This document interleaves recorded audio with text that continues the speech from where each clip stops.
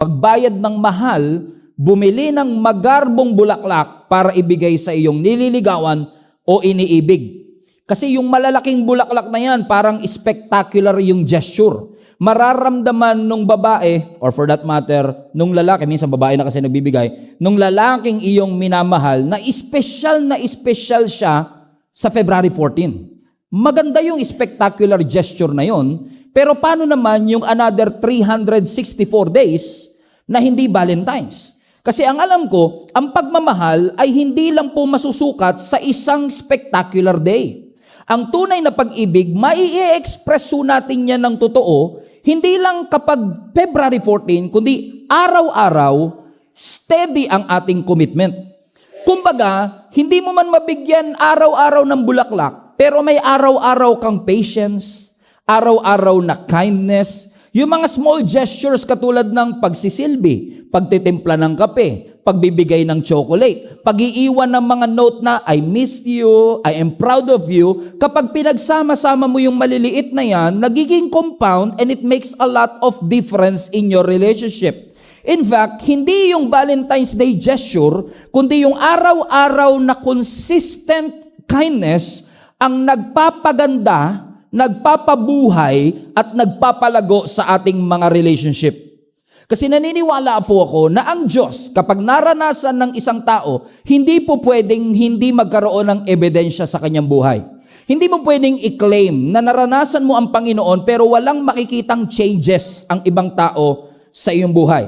Ang tawag po natin yan mga manifestations ng pagkilos ng Diyos. Or for this matter, for the sake of our context, yung bang manifestation ng Diyos o yung manifestation ng Holy Spirit, ito po yung paraan ng Diyos para i-express niya ang kanyang presensya at ang kanyang kapangyarihan sa bawat isa sa atin.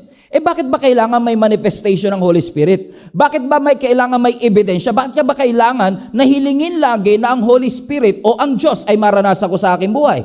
Kailangan po yan. Kasi kapag ka nararanasan ng isang Kristiyano ang Banal na Espiritu o ang Diyos, ang kanyang pananampalataya lumalakas. At kapag hindi mo nararanasan, your faith will be weak, your faith will be dry, and your faith will be powerless. Ibig sabihin, the moment na nararanasan mo ang Diyos, the moment that you are being filled with the Holy Spirit, you can see visible signs of the Holy Spirit that He is actively working on your life. For example, when you say that you are filled with the Holy Spirit, pwedeng bigyan kanya ng regalo. A gift of wisdom, a gift of knowledge, a gift of prophecy, a gift of miracle. Hindi lahat naniniwala dito, pero a gift of speaking and interpreting tongues. Empowerment, a gift of guidance. Meaning, when you experience the Holy Spirit, laging merong manifestation. Hindi po pwedeng wala. Kasi hindi maniniwala ang ibang tao na nasa iyo ang Holy Spirit kung wala silang makitang ebidensya. Okay, maniniwala po ba kayo kung ako ang magiging endorser ng glutathione? Grabe naman po kayo makatawa. Parang napaka-judgmental po ng dating ng inyong pagkakatawa na para talagang imposible. Pastor, bakit? Pagkasabi pa lang ng glutathione, naghahanap ka na kagad ng ebidensya. Hindi ka maniniwala kapag hindi mo nakita yung dapat effect na yon. So, ibig sabihin, kung ang glutathione, pampaputi, hinahanap mo yung puti. Oh. Lord, patawarin niyo po sila. Hindi po nila alam ang kanilang mga ginagawa. Alam mo ibig sabihin, naghahanap ka ng ebidensya. Kung may kaibigan ka na nagbebenta ng pampapayat, tinitignan mo siya kung bakit you are looking for what? Evidence. Ibig sabihin, naghahanap ka ng manifestation. Pero, bukod sa manifestation of the Holy Spirit, which is wisdom, and knowledge, and miracle, and empowerment, alam niyo po ba na ang Holy Spirit ay nagbibigay din ng fruit? Ano yung fruit na ito? Ang fruit, yung manifestation, yan yung paraan ng Diyos o ng Holy Spirit para i-express ang kanyang kapangyarihan at ang kanyang presensya, pero ang fruit, ang ebidensya ng Holy Spirit that is working in your life.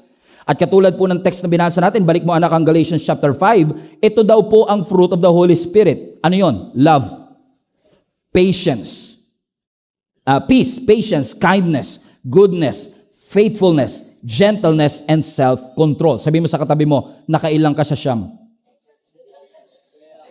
Amen? Bakit? Ito po, kanina, manifestation, may wisdom. May manifestation, may speaking in tongues, may prophecy, may healing, may giftings, pero hindi porket may manifestation, may fruit. Pwedeng nag-i-speak ka in tongues, pero hindi ka marunong magpatawad. Pwedeng kapag nag-worship tayo, sigaw ka ng sigaw ng hallelujah, pero pag nasa restaurant ka, sinisigawan mo yung waiter, pag mabagal ang kanyang order. Naunawaan nyo? So wala kang patience. So ibig sabihin, it is possible that you have the gift, but you don't have the fruit. At tatandaan nyo ito, maraming mga tao, di ko ito na-share kanina umaga, maraming mga tao are so confident with their giftings, na akala nila dahil ang anointing nagpo-flow sa kanilang giftings, hindi na nila kailangan ng fruit. Hindi kasi porket magaling kang preacher, mabait ka. Hindi porket maganda ang boses mo, maganda ang ugali mo. Come on now. Come on now. Sabi mo sa katabi mo, parang para sa itong series na ito. Amen? That some of us are so confident. Everybody say confident. With what? With our giftings. Na minsan, some of us are living in the lifestyle of sin, and yet nararamdaman ng tao yung anointing. Nararamdaman ng tao na na-bless sila. Na bago ang kanilang buhay. Kaya sinasabi ng iba, kahit pala mabuhay ako sa kasalanan, okay lang, na-transform ang kanilang buhay. Nakalimutan ng ibang tao na ang gift dumadaloy kahit sa dirty vessel. Even through a wicked king, pwedeng i-bless ng Lord ang bansa. Kahit na hindi okay, hindi God-fearing ang mga government official, if God wants to bless the Philippines, He can do that through the giftings. Amen? But we don't pursue the gift only. We pursue the fruit. Kasi ang fruit dumadaloy lang sa mga surrendered na buhay. Amen? Amen? For example, si King Saul. Si King Saul, hari, pero walang intimacy kay Lord. Si Judas, kasama lagi si Lord, pero binitray ang ating Panginoong Yesus. Kung iniisip natin na mai-impress ang Lord sa galing natin at sa giftings natin, tatandaan niyo po ito, hindi na po kailangan ng langit ng performer. Marami ng magagaling na performer sa langit. Ang kailangan niya, servants, na willing na mag-humble ng kanilang mga sarili para sa kalwalatian ng ating Panginoon. Therefore, maganda ang manifestation, maganda ang wisdom, maganda ang knowledge, maganda ang miracle. We want the spectacular things na bumaba ang presensya ng Panginoon at ibigay niya ang apoy sa atin. Pero after the fire, where's the fruit? Ang Galatians chapter 5 verse 22, the Holy Spirit, everybody read, produces this kind of fruit. Read now, everybody. Love, joy, peace, patience, kindness, goodness, faithfulness, gentleness, and self-control. Siyam. Pero pansinin nyo, siyam, pero highlight that part, pero fruit. Dapat fruits. Pero ang gamit, fruit, singular. Alam niyo po kung bakit? Because lahat ng mga karakter na yan, love, joy, peace, patience, kindness, are interconnected. They have unified character. Iisa ang pinagmulan. Sino? Ang Holy Spirit, pero iisa rin ang kanilang magiging resulta. They operate as one, not separate entity. Parang fruit salad. Okay? Ang fruit salad, pag nilagay mo siya sa mangkok, hindi mo siya sasabing, bowls of fruits. Hindi na. Bakit? Kasi pag may pinya, may pakwan, may saging, pinaghalo-halo mo, hindi mo natatawaging, mangkok ng pinya, ng mangga. Hindi na. Fruit salad na siya. Ang tawag mo na sa kanya, one. Because lahat sila is interconnected with each other. Naunawaan niyo mga kapatid? So when you say the fruit of the Holy Spirit, very intentional lang ang Panginoon dito na hindi siya nagkamali sa grammar. Ang sinasabi lang ng ating Panginoon, hindi po pwedeng meron kang love pero wala kang patience. Hindi po pwedeng may kindness ka pero wala kang self-control. They don't operate separately, they operate as one. Contrary to the acts of the flesh. Pansinin nyo, acts. Kung babalik ko tayo a few verses before verse 22, balikan natin verse 19, Galatians 5 pa rin. Same chapter, just few verses before. Bago tawagin yung fruit, highlight that part, may tinatawag na acts. Pansinin nyo? Plural siya. Grabe, nag-English class talaga tayo dito, Pastor. Okay, I just want you to get this. The acts of the flesh are obvious. Ano daw? Sexual immorality. What else? Everybody read. Kanina, ganado kayo sa love, joy, peace, gentleness. Okay, ganado din. Everybody say, the acts of the flesh are obvious. Go. Sexual immorality, impurity, debauchery, verse 20, idolatry, witchcraft, hatred, discord, jealousy, fits of rage, selfish ambition, dissensions, factions. Verse 22, envy, drunkenness, orgies, and the like. I warn you, as I did before, sabi ni Apostle Paul, that those who live like this will not inherit the kingdom of God. And many people are saying, Pastor, hindi naman ako nagwi-witchcraft. Hindi naman po ako mangkukulang, wala po akong walis ting-ting na lumilipad para mangkulang po ako. Pero pansinin po ninyo ang verse 20. Balik mo nga sa verse 20, anak. Napansin niyo ho ba na yung witchcraft kapantay ng jealousy? Verse 21. Verse 21, na yung envy katabi ng drunkenness. Why? Because the acts of the flesh, they operate separately.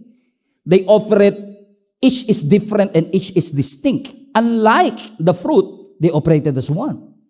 As sinasabi ng scripture sa atin, if you do these things, you will not inherit the kingdom of God. But the fruit of the Spirit, verse 22, says what? Love, joy, peace, patience, and kindness. Ano sinasabi ng Panginoon sa atin dito? Maganda na nasa atin ang Holy Spirit. Maganda na nararanasan natin ang mga miracle sa ating buhay. Sino sa inyo gusto nyo ng miracle? Ulitin ko, sino sa inyo gusto nyo ng miracle? Now, I think more than a month ago, after the service, pumupwesto po ako dun sa huli. Mamaya gagawin din natin yun. And those who are joining us for the first time, madalas yan, kinakamayan ko, pinapanalangin ko, at pinapakinggan ko kung ano ang storya kung paano sila napunta sa church. One time, after habang nagpipicture taking, may lumapit po sa akin. Sabi niya, Pastor, pag-pray niyo po ako, because 7 years na po akong dinudugo non-stop. 7 years. Pag-pray niyo po ako kasi nagpa-check up po ako, wala akong myoma, wala akong sakit sa ovary, wala akong cancer. Hindi na nga po alam ng doktor kung bakit nagdudugo ako kasi wala naman siya makitang tumor or anything. Kasi usually daw yan, pag may tumor, talagang yung bleeding mo tuloy-tuloy. Pero siya walang makita, sumuko na po yung mga doktor, hindi nila alam ang gagawin. Pag-pray niyo po ako. Pinag-pray namin. Which I also did every single Sunday. Different kinds of prayer, pinapanalangin natin. We did. Pinag-pray natin, tinawag ko isang volunteer, hinawakan niya dito sa tiyan. Hindi nga ako yumawak. Ako lang nag-pray. Lord, in the name of Jesus, we believe that you are a God that heals. Nakilala niyo po ang aming mga katawan and you have the power to command every cell of our body to put into order. In Jesus' name, amen. Next Sunday, bumalik. Sabi niya sa akin, Pastor, naaalala niyo pa po ako?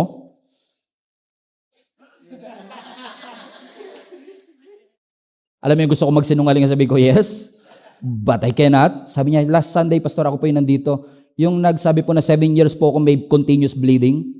Alam niyo po, Pastor, pagkatapos niyo mag-pray, pagbaba ko ng elevator, naramdaman ko huminto yung pagdudugo ko at mula po noon hanggang ngayon, hindi na po ako dinudugo.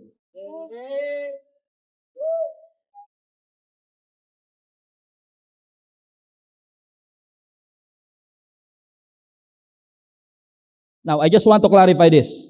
There's nothing spectacular about me, but there's everything glorious about God. Now, gusto niyo ba ng ganong klase ng fire from the Lord? Yes.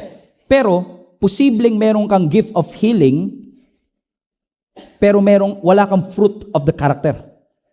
Because fruit is about daily character. Na ang tunay na transformation, evident siya sa paraan ng pakikipag-usap mo sa pamilya mo. Evident ang fruit sa pag-handle mo ng criticism. Kung paano ka mag-post sa Facebook. Sabi mo sa katabi mo, ayan na. Ayan na. Ayan na. Kung paano mo i-handle ang iyong mga pain. Bakit? Impressive ang healing. Impressive ang fire. Pero after the fire, the always question should be, where is the fruit?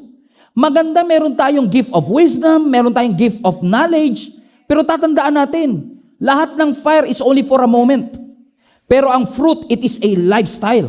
Ang fire immediate, pero ang fruit gradual. Dahan-dahan kang pinapalago. Ang fire intense, pero ang fruit sustained.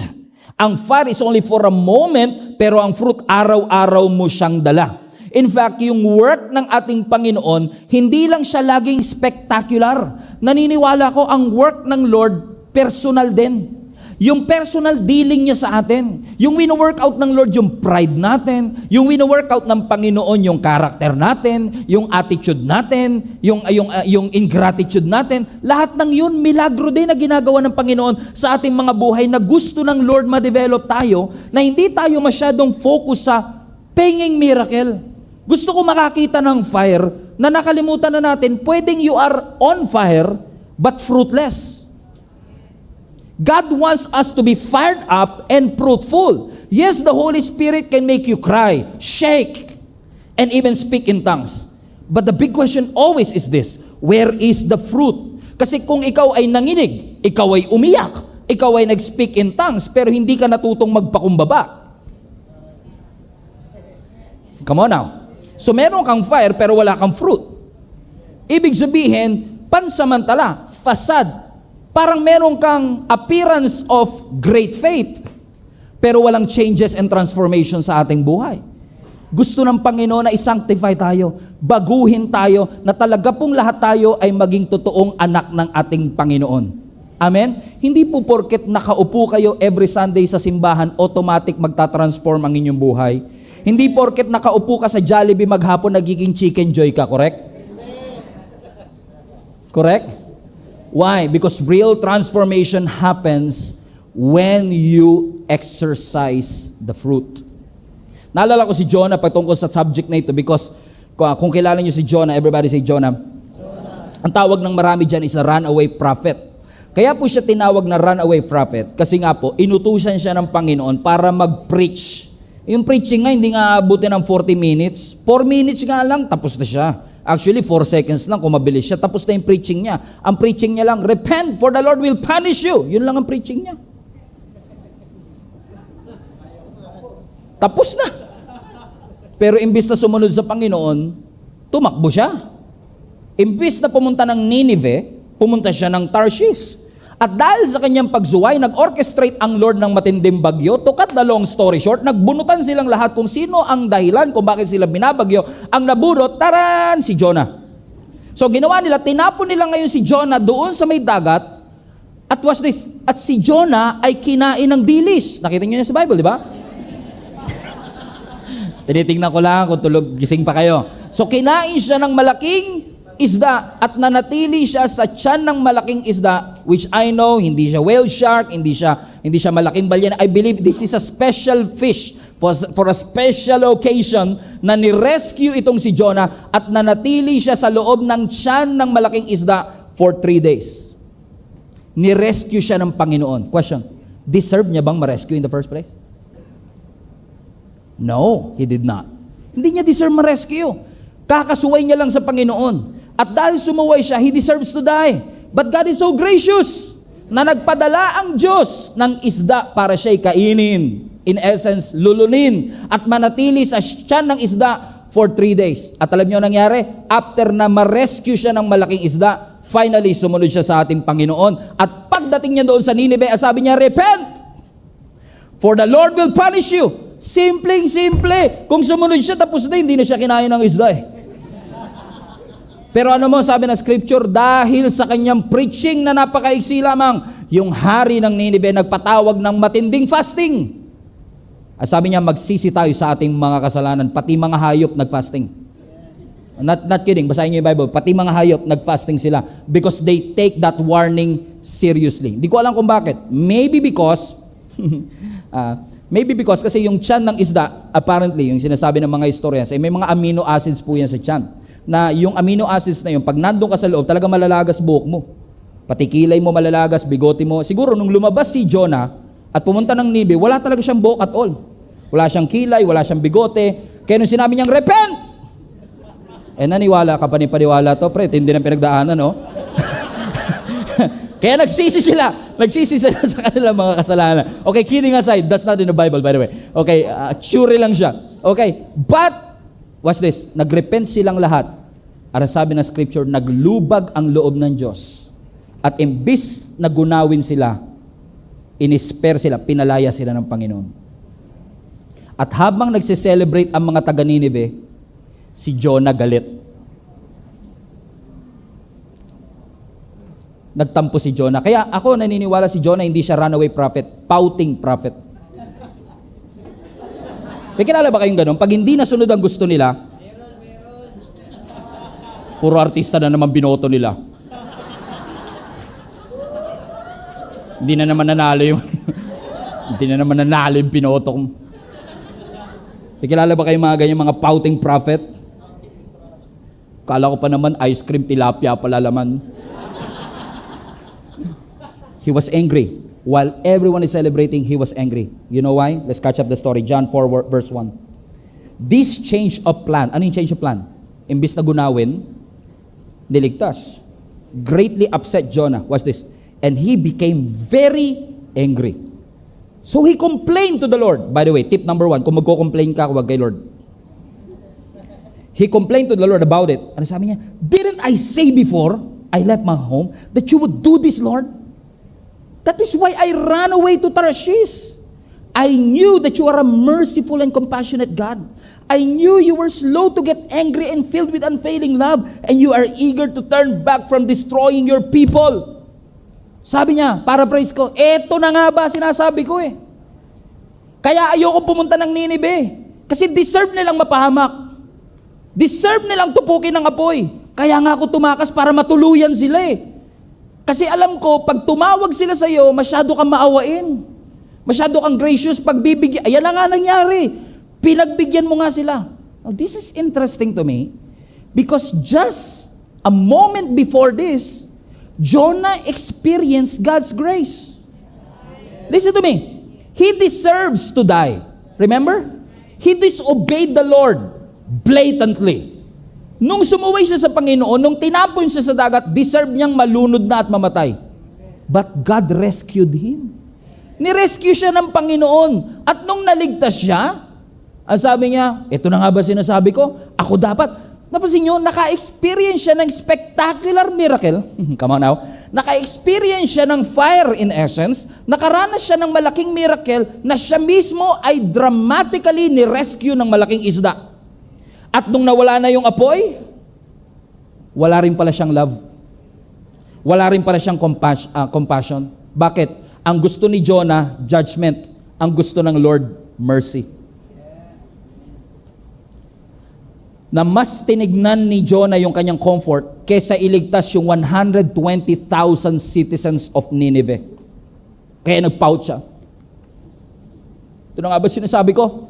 Di na naman sunod ang aking kagustuhan. Kaya tingin ko si Jonah pouting prophet. Nagtampo-tampo siya. Upo si Jonah. At habang nagtatatampo-tampo siya, sabi na scripture, Jonah chapter 4, nasa jumpstart natin to by the way, sumikat ang matinding araw. At dahil sumikat ang matinding araw, wala siyang buhok, direct hit. And God is so merciful. Sabi ng Bible, nagpatubo ang Panginoon ng isang halaman na nagsilbing shade ni Jonah. At nung nakita ni Jonah na nagkaroon ng puno, sabi niya, Lord, salamat po. Next day, ang sabi ng scripture, nagdala rin ang Panginoon ng uod at yung kanyang shade, kinain yung plant at biglang nalanta. Galit na naman si Jonah. Pouting na naman siya. Sabi ng Lord sa kanya, ba't ka nagagalit? Sabi niya, pinatubo mo yung halaman, tapos tinanggal mo din. Nire-rephrase ko lang, pero parang ganun. Sabi, bakit ka nagagalit? Yung pagkatubo ng halaman, you did nothing about it. So, ibig mo sabihin, nagagalit ka dahil tumubo yung halaman and you feel sorry for the plant? Nangihinayang ka sa halaman, pero hindi ka nangihinayang sa buhay ng 120,000? Na maliligtas sa Nineveh because you're so selfish? Naranasan mo yung fire pero wala kang fruit?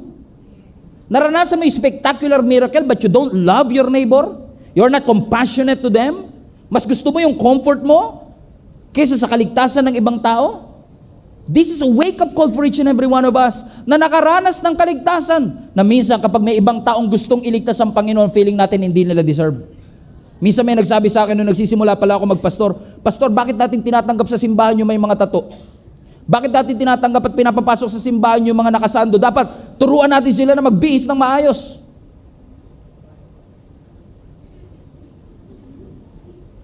Naalala ko nung nagtry ako mag-gym one day. Alam niyo yung pag nagtry ka mag-gym, alam mo yung gym? GYM? Nagbubuhat ka. Alam mo, pagka overweight ka, tapos pumunta ka sa gym, try nyo lang. Pagpasok ko sa gym, naalala ko, 100 kilos ako nung time na yun. Pagpasok ko sa gym, lahat ng tao, di ba, yung nagbubuhat pa sila, di ba? Pag nagbuhat pa naman yun, talaga focus sa muscle nila. Kasi posture eh.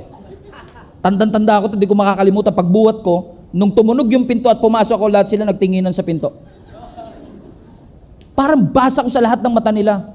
Uy, may papasok oh. Wala nang pag-asa to. Alam mo yung ganun? Na na-realize ko na oo, mukhang wala akong pag-asa kasi hindi ko alam yung sistema nyo, hindi ko alam kung paano yung tamang posture. Pero maaaring yung nagsasabing wala ng pag-asa to, dati rin siyang nandun sa pwesto na yun. Na nakaranas din siya ng salvation, pero dahil ngayon maganda na katawan mo, judgmental ka na sa hindi pa. Naunawaan nyo mga kapatid? Amen? Alam mo, ginawa ko nung sinabi nila, bakit tumatanggap yung mga saldo? Sabi ko, sige, kahit naka-chainless, tanggapin nyo, tas lagay nyo doon your home.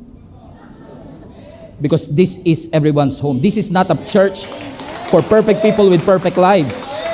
Lahat tayo imperfect people that needs the grace of God. And once we experience the spectacular miracle of our God, where is your compassion? Ikaw na nakaranas ng grace, where is your grace? Ikaw na nakaranas ng compassion, where is your compassion?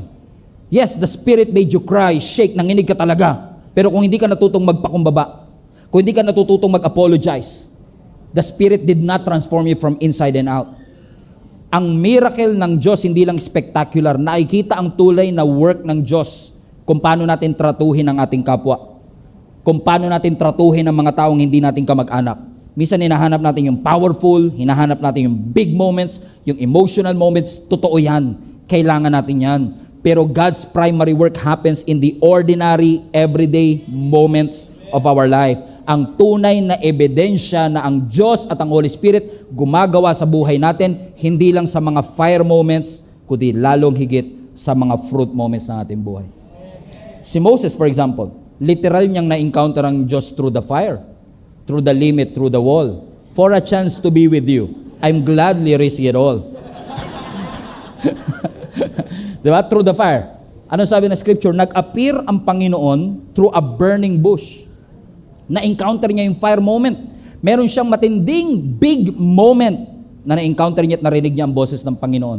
Pero nasukat ba ang leadership ni Moses dahil doon sa kanyang fire moment? Hindi. Nasukat ang kanyang leadership nung naging faithful siya for 40 years na sundin ang pinapagawa ng ating Panginoon. Si Elijah, literal din pong nakapagpababa ng apoy. Nung dinefeat niya yung 450 prophets ni Baal, habang nung time na yun dumarami ang mga false prophet, hinamon siya. At itong si Elijah, hinamon din niya itong 450 prophets para patunayan kung sino ang Diyos. Ano sabi ng Bible? Nagpatawag si Elijah ng apoy, bumagsak ang apoy. Literal na fire moments. Pero after that fire moment, where is Elijah? He was running for his life. He was fearful. He was doubting and he was depressed. Yes, may fire moment, but again, where is the fruit? For example, si Peter, he encountered a fire moment nung nakalakad siya sa ibabaw ng tubig. It was a spectacular miracle. Amen? Bro mo naman, nakalakad ka sa ibabaw ng tubig. Fisherman ka pa, ha? Amen? And you were able to walk on water. You've never seen that before in your life. Pero after that miracle, in Matthew chapter 14, where Peter was able to walk on water, nakalakad siya for a while, niligtas siya ng ating Panginoon, nakabalik sila ng kanilang bangka. Pagdating nila ng Gennesaret, ang sabi ng scripture, si Jesus bumaba ng bangka at pinagaling niya ang lahat ng taong lumapit sa kanya. After that moment, watch this. After that moment of spectacular things of walking on water and healing everyone who is sick, may mga hindi natuwa. Guess who? Hulaan niyo kung sino? Yung mga lagi malungkot. Sadducees. Lagi kasi malungkot ang mga Sadducee eh. They are always sad, you see? Okay? Eto na. Na-encounter nila ang ating Panginoon. Nagalit sila kay Jesus Christ kasi yung mga disciples bago kumain, hindi naghugas ng kamay. Tignan nyo ang pinag-uugatan ng galit ha. Hindi naghugas ng kamay bago kumain. Apparently, ritual nila, naghugas ka ng kamay bago kumain. And follow the story. Verse 2. Sabi ng mga Pharisees, pouting Pharisees, why do your disciples disobey our old tradition? Mga holier than thou attitude. For they ignore, may mga eyeliner. For they ignore our tradition of ceremonial hand washing before they eat. Talaga? Paghuhugas lang ng kamay, problema nyo pa? Eh, sumagot si Jesus Christ. Verse 3. And why do you, by your tradition, violate the direct commandments of God? Verse 4. For instance, God says, honor your father and your mother. And anyone who speaks disrespectfully of mother or father must be put to death. But you say, it's all right for people to say to their parents, sorry, I cannot help you. For I have vowed to give to God what I would have given to you. So sinasabi ng mga Pharisees, ba't mo inaaya yung mga disciples mo hindi naguhugas ng kamay bago kumain? Sabi ni Lord, talaga? Paraphrase. Samantalang kayo, yung mga commandments mismo, willing kayong suwayin?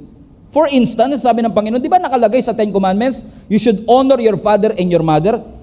Pero yun ang direct command, pero pinapayagan nyo na sabihin ng mga anak, hindi kita matutulungan? So that is a direct disobedience to the commandment. So pinaprioritize mo yung mas pinaprioritize mo at pinapansin mo na hindi naghugas ng kamay ang mga disciples ko, samantalang kayo pinapayagan nyo yung iba na hindi marunong rumespeto sa kanilang mga magulang? Verse 6, in this way, you say they don't need to honor their parents? Okay lang na hindi nila galangin ang kanilang mga magulang, kaya kinakancel nyo ang word of God for the sake of your tradition? Mas priority nyo pa yung paghuhugas ng kamay kaysa paggalang sa mga magulang. Verse 7, mga hipokrito kayo. You hypocrites! Isaiah was right when he prophesied about you. Verse 8, these people, they honor me with their lips, but their hearts are far away from me. What God is saying is this, you just experienced a miracle. What's this? Nakita nila mismo kung paano pinagaling ni Jesus ang mga disciples. They experienced it, yung mga taong lumapit sa Kanya, they experienced it themselves. After the miracle, after the fire, and then here comes the Pharisees. That these Pharisees, their faith is spectacular on the outside. Mahigpit sila sa kanilang ritual, mahigpit sa kanilang tradisyon. Impressive ang kanilang mga appearance, pero kulang sila sa fruit. Sinasaway nila yung mga hindi marunong magugas ng kamay, pero pinapabayaan nila, tinotolerate nila yung hindi marunong gumalang sa kanilang mga magulang. Sabi ng Panginoon, in essence, you have the fire, but you don't have the fruit. At kapag puro fire ka lang at wala kang fruit, nakaka-burnout yan. Pero kung puro fruit ka lang na walang fire, hallelujah, routine na yan. So maganda na may fire, maganda nakakalakal sa ibabaw ng tubig, maganda na witness nyo nagpapagaling ang ating Panginoon, but where is the fruit? Si Jesus ba kayang gawin pareho, Pastor? Yes. Kasi ang ating Panginoong Isus, kaya niya mag-perform ng milagro, and at the same time, kaya niyang hugasan ang paa ng mga disciples. He had the fire, and He had the fruit. Ang gusto ng Lord, balance. That we are fired up and fruitful at the same time. Na hindi lang tayo puro hallelujah. Sigaw-sigaw ng hallelujah. Pero mga magulang natin, sinisigawan natin at wala tayong respeto sa kanila. Na tinataas natin ang ating mga kamay, pero pride natin, hindi natin mababa. God wants us to be fired up and fruitful at the same time. Ang tunay na mature believers, hindi lang passionate, pure ang puso. Posible kasing passionate ka sa ginagawa mo para sa Panginoon, pero hindi yung pure yung puso mo habang ginagawa mo ito. So posible kasi na, halimbawa, may sakuna, tutulong ka sa mga mahihirap, magdodonate ka ng 20,000 para sa lahat ng nasunugan o kaya nabagyo. Maganda yun. That you have generosity in times of crisis. Nagdodonate ka, tumutulong ka sa mahihirap, pero yung being consistently generous, kahit walang spotlight o camera, yun ang tunay na basehan ng tunay na Christianity natin. Amen? Kasi lang tayo, pansinin nyo, ang mga Kristiyano, pag tinanong mo, lalo yung mga hindi po talaga Christians na nandito kayo for the very first time, saan kami kilala? Yung mga Christian, yung mga born again, yung mga nanginginig-nginig, di ba? Sila yun eh. Di ba? Yung mga Christian, sila yung patas-taas ng kamay, yung maraming wisdom sa Word of God. Yung mga nagpa-prophesy sila ng future. Pansinin mo, yung mga hindi Christians to, meron siguro ditong hindi Christians, na alam nyo, sinasabi ko, pag sinabing Christians, we are known by our manifestations. But we are not known by our fruit. Kilala tayo yung mga natutumba pag nilay hands. Sila yung di ba, mga maiingay mag-pray. Sila yung mga alive forevermore. My Jesus is alive forevermore. Sila yung mga this is the day, di ba? Mga baduy yung mga yan eh. And we are known by our manifestations. Kilalang-kilala nila yung manifestations natin. Pero bihira ka makakapagsabi, mga Christian, mababait yan. Mas kilala pa tayo yung nasiraan ng bait kaysa mabait. No, kilala ang mga Christian, mga siraulo yan. Mga nasiraan ng bait yan. Pero hindi tayo kilala. Mabait, patient, generous, gentle, may self-control. Hindi tayo kilala. Ang sabi ng Bible, hindi sinabi ng Bible, you should be known by your manifestations. No. Ang sabi ng Bible, you should be known by your fruit. Hindi nga sinabi ng Bible that you should be known by your leaves, dahon. Kasi posibleng may leaves, may dahon, pero walang fruit. May outward appearance, pero walang fruit. Ramdam na ramdam yung fire. Talagang pag nag-pray, nanginginig pa. In the name of Jesus. Tsaka, pakiusap lang, pag nag-pray kayo, hindi nyo kailangan baguhin yung boses nyo. Pakiusap lang. Sabi mo sa katabi, may ikaw yata yan ha. Parang pag nagbago pag dinagdagan mo ng bass, madadagdagan ng connection kay Lord. Hindi ko Lord in Jesus' name, pero Lord, kilala tayo sa manifestation, pero hindi tayo kilala sa ating fruit. Puro tayo dahon, pero wala po tayong bunga. Tanungin mo katabi mo, where is the fruit? Naalala ko si Jesus Christ, nagutom siya one time, naghahanap siya ng makakain, nakadaan siya ng fig tree. Fig tree na walang figs o walang fruit. Sa disappointment ni Jesus, sinumpa ni Jesus yung fig tree. Okay, basahin natin Matthew 21, and I will close with this. In the morning, as Jesus was returning to Jerusalem, highlight this part, he was hungry. Kaya medyo naaawa din ako sa fig tree minsan eh. Parang, may katabi po ako, ba't di na lang yun yung kinurse nyo? Verse 19, and he noticed a fig tree beside the road. So Jesus went over to see if there were any figs. Any figs? Fruit. So naghahanap si Lord ng literal na bunga, but there were only leaves. So he said to it, may you never bear fruit again. Hindi ka na magbubunga kahit kailan. And immediately, the fig tree withdrew up. The disciples were amazed when they saw this and asked, how did the fig tree withered so quickly? Dumadaan si Jesus, nagutom siya, nakakita siya ng fig tree na puro leaves, walang fruit. Naghahanap siya ng figs, wala siya makitang figs. Bakit? Ano sabi ng verse 19? Balik mo yung verse 19, anak.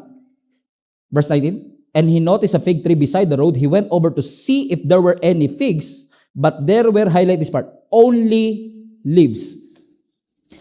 So, puno siya, pero puro lang siya dahon. Now, marami magsasabi, actually, sa account ni Mark, sinabi doon, hindi pa tamang season, kaya wala siyang fig fruit. But, if you learn the anatomy of fig tree, automatic sa fig tree, kapag may fig leaves, automatic may fruit. Hindi pwedeng may leaves na walang fruit. So, unique to. Kasi dapat, nag-expect si Jesus Christ, may leaves. Ba't walang fruit? So, nung nakita ng ating Panginoong Hesus na puro lang siya dahon, ano sabi ng scripture? Balik mo anak in verse 19. Sinabi ni Jesus Christ, may you never bear fruit again. Sinusumpa kita. Hindi ka na magbubungang muli. Now, kung magkatotoo to, milagro? Kung magkatotoo po na hindi talaga siya magbunga, milagro? Yes. Milagro, destructive miracle, in essence. Pero milagro pa din. Correct? And ang sabi ng scripture, and immediately, highlight that part, immediately the fig tree withered up. Immediately. So pagkasabi ni Jesus, hindi ka na magbubungang uli. Biglang nalanta yung bunga ng puno, yung halaman mismo. And verse 20, na-amazed ang mga disciples. Verse 20, highlight that part. Verse 20, the disciples were amazed. Na-amazed sila nung nakita nila kasi, ba't ang bilis naman yata ng pagkakalanta ng puno? Which by the way, yung biglang pagkalanta ng bunga na yan o ng puno na yan, nag-highlight lamang sa kapangyarihan at authority ng salita ng Diyos. Na kapag sinabi niya, mangyayari. Pero pansinin ninyo, ang mga disciples na amazed, pero na-miss nila yung lesson. Masyado silang nakafocus sa fire. Masyado silang nakafocus sa miracle. Nakalimutan nila yung lesson. Ano yung lesson? Puro yan dahon. Wala yung bunga. They appeared healthy, pero it was not productive. Let me repeat. It appeared healthy. It appeared peachy, but it was not productive. Bakit? Ang tunay na pananampalataya, hindi lang laging naniwala ako. Kasama yun. Pero kasama sa pananampalataya yung nagbunga ako. That I bear fruit. Na posible na tayo po, we have the leaves, alam natin ang lingwahe ng church, alam natin ang sistema ng simbahan, pag nagkwintas ka ng krus, ang laki, pag nag-Bible ka, ang kapal, ang sasakyan mo may bumper sticker na Jesus loves you, alam mo ang tamang outfit papunta sa church, lahat yan leaves. Pero hindi porket may leaves, may fruit. Hindi porket alam mo ang lingwahe ng church, alam mo ang sistema ng church, hindi porket makapal ang Bible, manipis ang muka. Why? Because possible na meron tayong appearance of faith, pero wala tayong fruit. Ang tawag dyan, empty religion, which we will discuss next Sunday. That we have this so-called empty religion na katulad ng mga religious leaders, katulad ng Pharisees and Sadducees, na meron silang devotion, meron silang temple, meron silang ritual, pero they lack the fruit. Lahat performance, lahat mechanical, pero wala silang love, walang gentleness, walang patience, walang fruit. They are impressive on the outside, but they are empty on the inside. Itinataas sila ang kanilang mga kamay kapag nag-worship, pero may ibang daliring nakataas kapag sila'y galit. If you know what I mean. Amen? Why? They have the appearance of faith, but they don't have the fruit. So what do you want us to do, Pastor? Habulin namin ang love, ang patience, balik mo ang Galatians 5 na, habulin namin ang gentleness, habulin namin ang self-control. No. Ang mga prutas na ito, hindi mo pwedeng habulin. Hindi mo pwedeng sabihin, gusto ko magkaroon ng patience. Gusto ko magkaroon ng love. Gusto ko magkaroon ng goodness, ng gentleness. No. Lahat to fruit. At ang fruit, hindi hinahabol. Pag hinabol mo ang fruit, mababurnout ka. Pag hinabol mo ang fruit, mamamali ang focus mo. Instead na sa root nakatingin, sa fruit ka nakatingin. Come on now. Amen? So we are not called by God to chase the fruit. We are called to chase Jesus, to chase God, and fruits is going to be the natural result when you are rooted in Jesus Christ. So meaning, when you had the fire, when you have the encounter with God, umating ka ng encounter, umating ka ng conference, umating ka ng Sunday worship experience, ramdam na ramdam ko po ang presensya ng Panginoon. Good. But make sure that you are rooted in Christ para lahat ng ito mag-appear naturally sa atin. Bakit? The more mong hinahabol ang fruit, the more na hindi makikita sa ating buhay. Dahil kaya nga po siya fruit eh. Human effort is not enough para magkaroon ka ng patience. Human effort is not enough para magkaroon ka ng kindness. Di ba? Ang goal mo noong 2025, mas magiging patient na ako. Sa sobrang stress mo, ikaw yung naging pasyente. Patient. Di ba po? Di ba, the more mo sinasabi, mas magiging patient ako, talagang inuubos talaga yung pasensya mo. Di ba? Christian na ako. Bagong nilalang na ako, pero nagmumulto yung lumang pagkatao mo. At sinasabi niya, sakalin mo na. Gantihan mo na. I-post mo na. At magiging hypocrite ako pag sinabi kong, hindi ko nararamdaman yan, hindi ko nararanasan yan. Lahat tayo gusto nating gumanti. Lahat tayo gusto natin na mawala ng pasensya. Lahat tayo gusto nating i-express ang anger, ang upset at